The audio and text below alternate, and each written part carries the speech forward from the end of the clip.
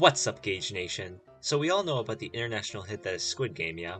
For the object show fans who don't know, Squid Game is a South Korean show where 456 contestants take place in a series of children's games, battling to compete for 45.6 billion won. However, if you get eliminated from the Squid Games, you die. That's right, you die. And we all know about object shows, yeah? I would assume so, since this channel is an object show based channel, but for the Squid Game fans who don't know, object shows are basically objects with sentience battling to compete for a prize, whether it be an island, a wish, or some money. Now what do these two things have in common? Well, the answer is simple. It's people battling for some money, and if you get eliminated, there are consequences, and sometimes, the show could ruin your life. So hear me out. What if we took one of the most popular object shows, Inanimate Insanity, and combined it with the hit show Squid Game? That's right.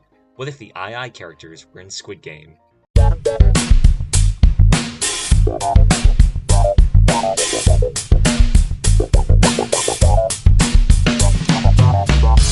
Obviously, major spoilers for Squid Game and Inanimate Insanity. I will be making comparisons to the show, and essentially spoiling the twists and games and everything.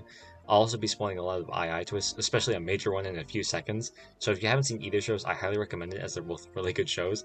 Now, I have to lay down some rules. The first rule is that objects can't die in the way that there are certain object can, so like balloon can't be popped, OJ can't be shattered, and paper can't be torn in half. And the second rule is that no character has been created by MeFilm. For this universe, they'll just be their own individual person that isn't supported by MeLife. You get one shot at life.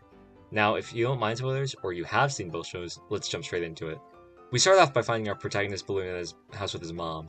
Yeah, Balloon doesn't have a mom, but we're giving one to him anyway. His mom gives him money and tells him to spend it wisely. Balloon asks what it's for, and his mom replies that it's for the train fare since he's going to be taking his poems to see if they can get published into a book. Balloon insists he doesn't need the money and can make it on his own, but his mom shuts him up and tells him that he's literally out of a job, so he literally can't make money until he gets one. Balloon still complains as his mom leaves the house, but that's when he gets an idea to steal even more of his mom's money and go gambling. Let's go! He goes to an ATM to retrieve some money alongside his friend Nickel, and he gets the money with ease, as the PIN number was just his birthday. So he goes to bet on horses, and after having not much luck, he wins around $4,560. He goes outside to talk with his friend Nickel for a bit when their conversation gets interrupted by loan sharks that he owes money to. He tries his best to run away from them, but he bumps into someone else, which slows him down and makes him panic. They corner him into a bathroom, and when he tries to give the money that he just won, it seems it might have slipped out of his pocket when he was running and looking back on it. He really only bumped into one person, so they could have stolen his money. He gets injured badly by the boss of the loan sharks and told that if he doesn't pay all the money that he owes by next month, they will kill him. He signs in his own blood, which I don't know how that's going to hold up in court, but oh well, and agrees. He leaves devastated that his money was stolen and that he will most likely be dead by next month, and he didn't even get to ask for money from the loan sharks when they were about to leave, but that's when someone stopped him, when he was leaving for the train. It was the girl he had ran into earlier. She gives him his money back and apologizes for bumping into him. He sincerely apologizes back and subtly explains the situation and that it was his fault. They parted ways, but this interaction caused him to miss the train, and wouldn't be heading home for a while until the next train arrived. He sat down on a bench when he was suddenly approached by a very formal-looking man. He sat down next to him and asked to speak with him for a bit. Balloon tried to brush him off, but was suddenly intrigued when the man opened the briefcase with some money and dakji. The man says that every time Balloon flips over his dakji, he receives $100, but if the man flips over Balloon's dakji, he must be paid $100. Balloon goes first and throws his dakji at the other, but fails. The salesman takes his dakji and slams it over at Balloon's, making it flip over. The salesman turns to Balloon, expecting $100, but Balloon explains that he doesn't actually have any money to give him, but the salesman just says that's fine and Balloon can pay with his body instead. My what? Whoa, what the hell, man? I'll take $100 off per slap. Fine. One more round. Balloon, in fact, did not play one more round and played several more rounds, Balloon getting slapped and having his ass handed to him. After a bit of trial and error, Balloon was able to flip over the dakji and win $100. But obviously, gamblers don't just go home when they win once. Yeah, he ran that shit back. But he got better at the game and stopped after he had won $500 in total. He sat down and admired the money he had won for a bit before the salesman told him that he could make even more money by playing some simple children's games. Balloon shrugs him off, but before the salesman stands up and tells Balloon information really only he should know about himself. His full name, his house address, his Wi-Fi password, his mother's maiden name, all of that private stuff. But most importantly, the fact that he was $500,000 in debt, and the fact that he just signed a deal that people will kill him by next month if he doesn't pay off. Balloon looks shocked and asks how he knew all that stuff, but the salesman ignores his question and hands him a business card with certain shapes on it. Balloon looks at it and tries to ask the salesman a question, but he was already onto the train as the doors were closing. Balloon makes his way back home to his mom and shows off the $500 he had just made, but his mom just looks confused and tells him that there won't be anything compared to the money he would make if he just had the confidence to publish his poems. He seems a bit disoriented by this, and while he's in his bed looking through some of the poems he made, he decides to call the number on the back of the business card he was given by the salesman. About an hour later, he's on the side of the road when a fan pulls up and asks him for the password. Red light, green light? The masked person lets him into the van where Balloon sees everybody else is already asleep. He asks the person in the place how long it takes to get to the place where they'd be playing the games, but the van fills up with gas and makes him pass out. And then he wakes up in a place unfamiliar to him, and the room is filled with sounds of classical music, and Balloon finds himself in a bluish-green tracksuit with the number 456 on it. He hops in from his bed and to find a group of people gathering around two other people in the middle. He tries to make out what's going on and sees the person who gave him his money back is being tossed around by some random guy. He pushes the other people through and makes his way to the middle, where he tells the guy to back off. He notices he has a number 2, just like everyone else. 091. The 091 guy tries to swing at Balloon, but he dodges quickly as the doors open up and out come the people in masks. The person with the square mask greets the people and tells them that they'll be playing 6 games over the course of 6 days, and the person who wins will receive a huge cash prize. But that's when a rando asks about the validity of their statements. After all, they did just essentially kidnap everyone and put them in some warehouse, putting them in random tracksuits, taking their belongings as well, and now saying that by playing some games, people will get money. The square mask person says that they took those measures to maintain confidentiality, but that's when another person spoke up about the masks. The square mask person explained that they wish to keep the identities of their staff private, and then a voice Balloon recognized spoke up and said no one will believe them what these masked people had to say. Suddenly, the main speaker of the room pulled out a remote, and a screen fell down that showed everyone in the room playing Gageachu. Some people were in hundreds of thousands of debt, some even in the millions. The speaker said that they didn't have to participate in the games, but it would be wise as every player was in debt. Another player asked what games they would be playing, but was told to them and the rest of the players that the games would be disclosed until they were actually played. That's when Balloon spoke up and asks how much money they would be receiving. A piggy bank came down from the ceiling, and the squared speaker said that the money would be revealed after the first game. The staff then had the players decide whether they wanted to participate or not by having them sign a consent form. All the players agreed, and then they went to the next room where they would take their picture. They headed up the stairs and into the lobby for the first game. They found themselves facing a giant field with a doll at the end, but Balloon wasn't focused on that. He spotted the former friend and ran up to him. Hey, Pickle! Oh, Balloon! I thought I heard your voice in there. Balloon reunited with his childhood friend Pickle.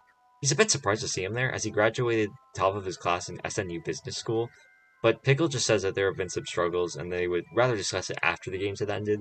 It was then revealed to them that they would be playing red light, green light, which should have been obvious by what the password was, but nonetheless, the rules are explained. You have to get to the finish line and pass the doll, but you can only move after the doll has shouted, "Green light!" You are not allowed to move when the doll shouts, "Red light!" And you must make it within 5 minutes. If you are caught moving after the doll has shouted red light or do not cross the finish line after 5 minutes, you will be eliminated. The players bicker and mock the game choice as they weren't expecting to play what they consider to be a kid's game, and 2 players even bet that they will be the first ones there. The one who finished second to them had to owe the other $100,000. The doll turned to face a tree as the person on the speaker told the players that the game had begun.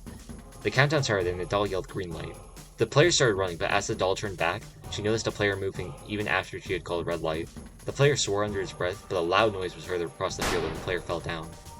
The doll yelled out green light, and the friend of the player who fell down came over to him and told him that he could quit the act, but he coughed up blood which frightened his friend, making him run and get shot in the back of the head. The blood poured onto the face of another player, causing her to scream and run. Players were dying left and right of Balloon. He was pushed and fell to the ground, but wasn't shot for reasons unknown to him. A few seconds passed and there was no more screaming, only fear among the players. The voice over the loudspeaker explained the rules again, and the game continued. Green light! The doll exclaims. Balloon quivers, but Pickle stands in front of him, making Balloon fly under the radar. Pickle gets Balloon back up on his feet on a green light and explains the rules to him. Balloon, you can move behind me since the doll won't spot you that way. We have to get there in time. The doll called green light again, and Balloon moved behind Pickle as he told Balloon to watch the timer. The doll called out red light, and they both stopped. A few players were shot, but the duo progressed after the doll shouted out green light again. Meanwhile, in another room, a person is having a drink watching the games. They take note of certain players using the strategy to hide behind other players and take another shot of their whiskey. Balloon stays behind Pickle for a large portion of the game, and with about 15 seconds left on the clock, Pickle crosses the finish line, but Balloon doesn't notice a body and trips on the arm of a deceased player, just as the doll called out red light. However, a player with the number 140 has saved Balloon. The doll yells out green light, and with about 7 seconds left on the clock, Balloon and the other player just barely make it. The players who made it sigh in relief, while the players who didn't get a look of fear on their face as they're shot and killed. The players were transported back where they all sat down in silence as if it were silent reading time. Balloon thanked Pickle and player 140 for saving him shortly before the guards came in and congratulated the 197 people who survived. A few players started begging for their lives before the guards interrupted them and reassured them that they are not trying to collect their debts and are simply giving them a chance. A player steps up and asks how they could possibly be given a chance when they are literally killed when they lose. The guard reiterates that the player is not allowed to stop playing, and some players say that the police will find them, because 456 people have just gone missing and they can track their phones. The guard shoots, and the main one tells them that a player who refuses to play will be eliminated. That's when Pickle stands up and asks a question. Consent Form Clause 3. If the majority of players agree to stop playing, then the games will be allowed to end. That is correct. Then let's vote on it. If the majority of players agree to stop playing, then we'll all go home. Then a vote will be conducted to decide if the majority wishes to quit. However, let me announce the prize money that was made after the last game. That's when the piggy bank that was shown earlier came down from the ceiling again. Money had started to pour down into the piggy bank, and the guard announced that $25.9 million had been made, and that for every player that was eliminated, the piggy bank would increase by $100,000. However, if the players agreed to stop playing, then the $25.9 million would be sent to the families of the deceased players, each receiving $100,000. A person intrigued by the money asked the total prize if they are the last one standing, and the guard responds with $45.6 million. The voting process then begins in reverse order of players, starting with player 456, who is Balloon. If you vote X, your vote goes for quitting the game. If you vote O, your vote goes for continuing the games. Balloon goes up to the voting stand and hesitates for a bit, but ends up pressing X. The next player goes and presses O, which confuses Balloon. The players keep voting as Balloon keeps watching. He keeps track of the players who vote, most notably Pickle and the player who saved him, and they both vote X. However, he notices the girl he ran into earlier and the person she was being pushed around by voted O. Eventually, the vote came down to player 1. The vote is currently tied at 98 votes for X and O. A lot of players were crammed onto one side, so it was difficult for Balloon to see who it was. Player 1 voted, and it ended up being a vote for the X side. Players celebrated, others sighed and complained. One player even asked if the O voters could stay in the game while the X voters left. However, the guard said that everybody must leave the games and they can play again if the majority of players came back, and they would resume the games. That gave the O players some hope, but before the guards got everyone ready to leave, Balloon took one look at the last player who voted, player 1.